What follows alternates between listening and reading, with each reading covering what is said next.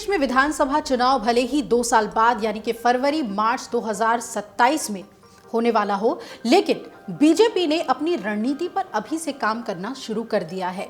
Party के सामने जो चुनौती है वो तो विपक्षी इंडिया गठबंधन से ही है, खासकर समाजवादी पार्टी के पिछड़ा दलित अल्पसंख्यक यानी कि पीडीए पॉलिटिक्स की है। लोकसभा चुनाव 2024 में पीडीए पॉलिटिक्स की नैया पर सवार होकर अखिलेश यादव और राहुल गांधी ने भारतीय जनता पार्टी को पीछे छोड़ दिया था और भारतीय जनता पार्टी का सवर्ण पिछड़ा दलित वोट बैंक वाला समीकरण कमजोर हुआ तो प्रदेश का राजनीतिक दृश्य ही बदल गया। हालांकि विधानसभा उपचुनाव आते आते योगी आदित्यनाथ के नेतृत्व में बीजेपी ने अच्छी तरीके से बाउंस बैक किया और मिल्कीपुर सीट जिस तरीके से निकाला वो हम सभी जानते हैं। बटोगे तो कटोगे और एक है तो सेफ है जैसे नारों के जरिए पार्टी ने अपनी खोई हुई ताकत को फिर से हासिल कर लिया। अब सीएम योगी एक बार फिर से 80-20 पॉलिटिक्स पर लौटते हुए दिख रहे हैं। क्या है ये सीएम योगी की प्लानिंग, इस रिपोर्ट में आपको विस्तार से बताएंगे। लेकिन उससे पहले जरा बात कर ले कि सीएम योगी आदित्यनाथ ने विधानसभा चुनाव 2027 के लिए समीकरण क्या तैयार किया है। उन्होंने कहा है कि 2027 में भी लड़ाई 80 बनाम 20 की होने वाली है। यूपी विधानसभा चुनाव 2022 के दौरान भी इसी तरह का दावा सीएम योगी करते हुए नजर आए थे। अब एक बार फिर इस तरह की रणनीति ने प्रदेश की राजनीति में हलचल तेज कर दी है। आपको बता दें, सीएम योगी एक टीवी चैनल से बातचीत कर रहे थे एक कार्यक्रम के दौरान और तब उन्होंने उत्तर प्रदेश विधानसभा चुनाव 2027 को लेकर कई अहम बयान दिए और बड़ा बयान दिया। सीएम योगी ने यूपी चुनाव 2027 की रणनीति तैयार करनी शुरू कर दी है, वो उनके इस बयान से झलक गया। इसे लेकर लगातार बीजेपी जमीन पर काम करती दिख रही है।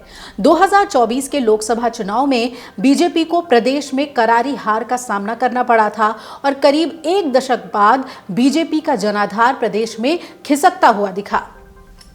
80 लोकसभा सीटों में से महज 33 पर ही बीजेपी के उम्मीदवार विजयी हुए, वहीं सहयोगी दलों के पाले में सिर्फ 3 सीटें आईं। तब विपक्षी गठबंधन इंडिया यानी कि सपा और कांग्रेस ने शानदार प्रदर्शन कर दिया। बीजेपी की तमाम रणनीति पर पानी फेरते हुए समाजवादी पार्टी ने यूपी में ऐतिहासिक जीत हासिल कर ली और अखिलेश यादव के नेतृत्व में उतरी सपा ने 80 में से 62 सीटों पर अपने उम्मीदवार उतारे थे। इनमें से 37 सीटों पर उन्हें जीत मिल गई। वहीं 17 सीटें कांग्रेस के पाले में गई थी। उनमें से 6 सीटें जीतकर कांग्रेस भी एक बार फिर से प्रदेश में अपना पांव जमाती हुई दिखाई दी। अब समीकरण क्या बदला?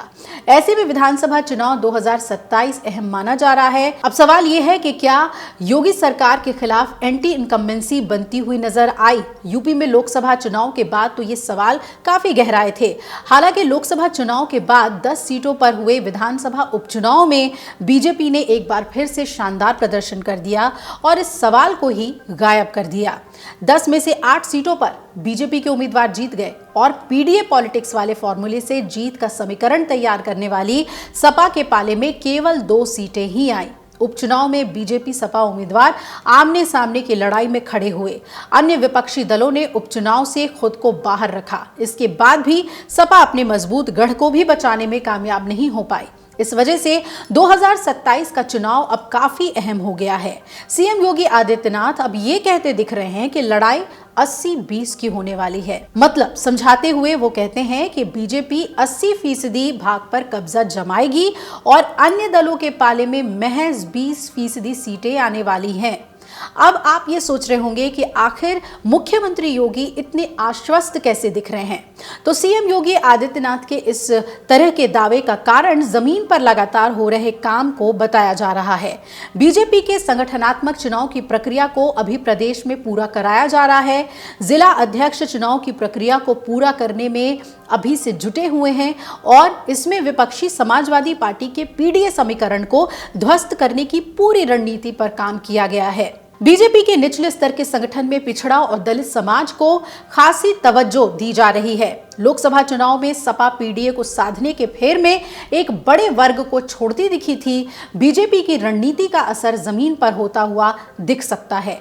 वहीं जिला स्तर पर भी पिछड़ा और दलित वर्ग को खास तरजीह दी जा रही है। बीजेपी यादव जाति के नेताओं को भी संगठन में जिम्मेदारी दे रही है और बड़ा अवसर मिलने के बाद निचले स्तर पर संगठन में प्रभाव रखने वाले नेता अपने जातीय पॉकेट्स को बीजेपी की तरफ खिसकाने की कोशिश करेंगे। तो ऐसे में पार्टी की ताकत बढ़नी तय है। इसी वजह से सीएम योगी आश्वस्त नजर आ रहे हैं। इसके अलावा बीजेपी महाकुंभ जैसे बड़े आयोजन को गांव-गांव तक पहुंचाने की तैयारी करते दिख रही है। प्रयागराज से जिले में ले जाए जा रहे संगम के जल को भले ही प्रशासन की टीमें पहुंचा रही हो, इसके वितरण में बीजेपी के कार्यकर्ता सक्रिय भूमिका निभाते दिख रहे हैं।